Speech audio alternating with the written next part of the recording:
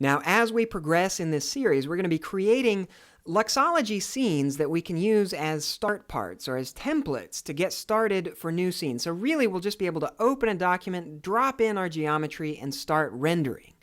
But one of the most important and useful default scenes that we can have around, especially when we're rigging, is to have a blank scene ready to use.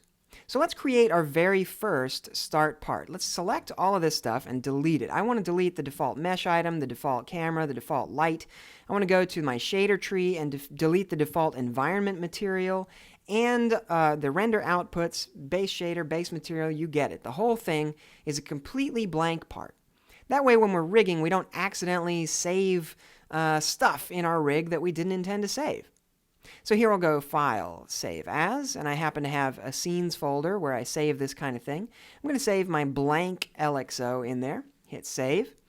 And one more really important point before we go any further.